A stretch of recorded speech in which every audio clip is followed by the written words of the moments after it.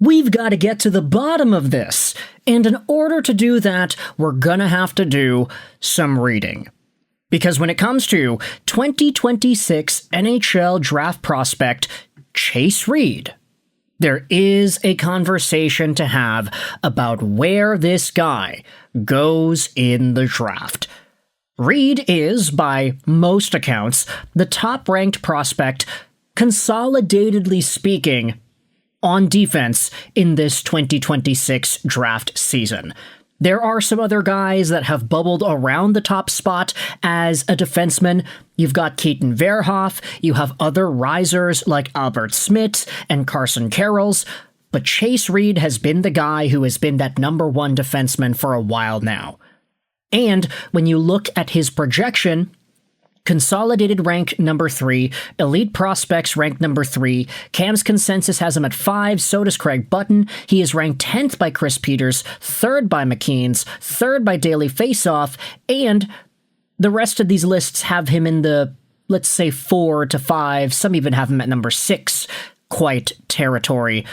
Chase Reid is a guy that didn't necessarily produce the most when you compare his production to other OHL defensemen who went near the top of their drafts. He had 48 points in 45 Sioux Greyhounds games. And throughout the course of this draft season, we have seen comparables being tossed out there for Reid. Some say he is a right-handed version of Zach Werenski. Others compare him more to an Evan Bouchard. We made videos on this YouTube channel talking about the upper ceiling, as well as the concerns with his game defensively. The San Jose Sharks are a team that have a big dilemma on their hands because they have the 2nd overall pick, and it's been reported by more than one list that, based off of how the tea leaves are falling, seems like the San Jose Sharks have a decent chance to maybe taking Chase Reid if they deem him the best player available. Now, we've seen in the past teams that have a whole bunch of forward help not go with the consensus pick at number 2 and instead went with the defenseman because straight up they needed defensemen.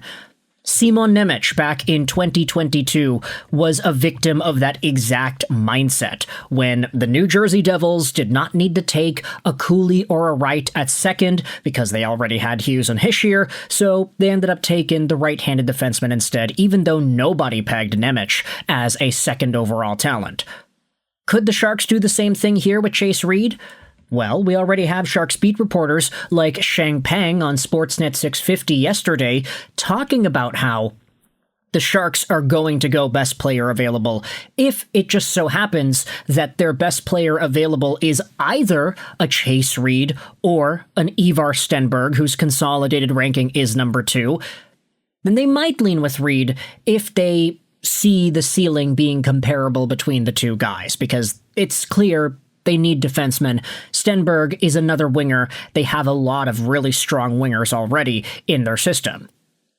But with that said, the question remains, what's going on with Chase Reid? What's going on with his production? How can we evaluate his long-term performance? And what are some of the other scouts saying?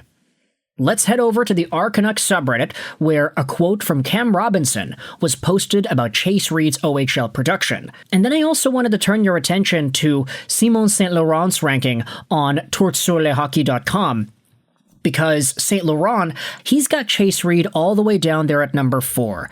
Now, I say down there at number 4. That doesn't make him sound all too attractive, but nah, 4 is still pretty high. Let's go over onto Cam Robinson's comment on Chase Reid and get the scoop as to what actually happened with his production this season. Take a look at the post made on the Canucks subreddit. As Reid is an offensively inclined defenseman, there is the perception out there that his draft year point totals, 48 points in 45 regular season games, was not that impressive. It's more complex than that, though. When evaluating defensemen like Reid, as well as others in this new CHL landscape, it's important to consider context. For one, the frequent assumption that CHL scoring has gone up is wrong. There were 507 fewer goals scored this season versus 23-24. Now that's crazy. 507 fewer goals? How many CHL teams are there? There is a total of 60 teams. So if you do the math, 507 divided by 60, you're looking at about maybe 8 fewer goals scored per team. Okay, that doesn't sound right, but still, decent amount of fewer goals compared to before. Defenseman scoring in the OHL is also trending down. There is no easier way to figure that out than simply by looking at scoring leaders. In 23-24, 5 defenders scored over a point per game, and just 3 did this previous season. Reid was one of them. Such a downtick isn't because the league has gotten watered down either. For the drama about OHLers leaving for the NCAA, there were just 3 early departures, among players scoring over 1.15 points per game, and 6 early departures total. In exchange, the OHL has seen the number of American players more than double, from 35 2 years ago to 88 this previous year. The depth of the league has improved so much that there were just 34 full-time 16-year-olds versus 45 in 23-24. Reid committed to Michigan State, and he would not have even played in the OHL if it weren't for the NCAA allowing CHLers, nor would Caleb Malhotra, Nikita Klepov, Christian Humphreys, Jack Pridham, and several other top-end scorers. Doing some quick era adjusting to just 2 years ago, Reid's 1.07 scoring clip and 73-point pace would have been 1.19 and 81-point pace respectively, including 30 goals. Era adjusting for the last 10 years, he is 4th among first-time NHL Draft eligible OHLers, ahead of Mikhail Sergachev, Thomas Harley, Jacob Chychrun, Sam Dickinson, Rasmus Andersson, Pavel Mintyukov, Rasmus Sandin, and only 0.12 points per game behind Matthew Schaefer and 0.16 behind Evan Bouchard.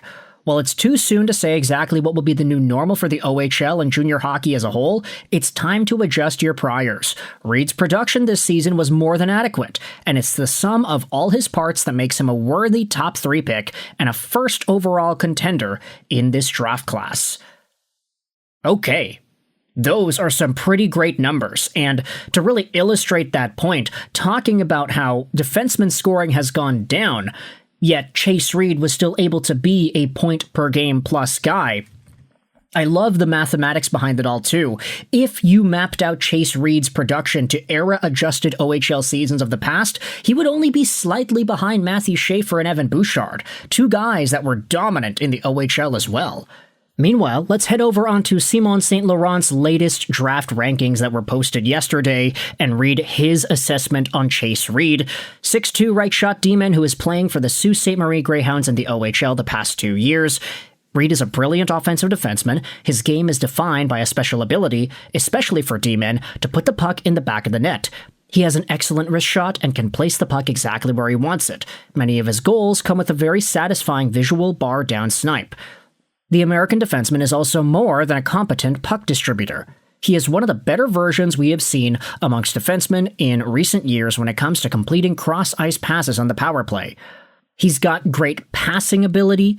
You notice the remarkable precision of his passes. He's got more than one trick up his sleeve in this facet of the game, as he has the luxury of being able to deliver magnificent backhand passes to his teammates, another thing not frequently found among prospects his age. His breakout game stands out thanks to an above-average ability to identify the right option under pressure and execute the necessary play. The issue stems more from the fact that he seems to operate at only one gear. He doesn't have the ability to accelerate once he is already in motion. And his backward skating also shows some flaws. He is more susceptible to being beaten that way, as his balance is not quite there in those situations. One of those problems is that he tends to skate too much on the tips of his toes. He also will need to refine his defensive play. His play on 2-on-1s is a recurring weakness, not to mention his stick work in the defensive zone. He gives too much space to the puck carrier sometimes as well. There are elements of poor decision-making and poor thought processes for Chase Reid as a defenseman. But the pure raw hard numbers of his offense are probably worth taking a look at if you're evaluating top right-handed defensemen of this year's draft, and especially for San Jose if you want to take this guy over an Ivar Stenberg, for example. I mean, Cam Robinson wrote in his report, Chase Reid could be challenging for first overall. You can let me know your thoughts in the comment section below. How do you feel about this assessment, and how do you see Chase Reid's NHL career going? Does he have an Evan Bouchard-like reputation? Does he refine his game and become more of that Zach Werenski type? Let me know in the comments, let your opinions. I hope you enjoyed this video. 9 and bye.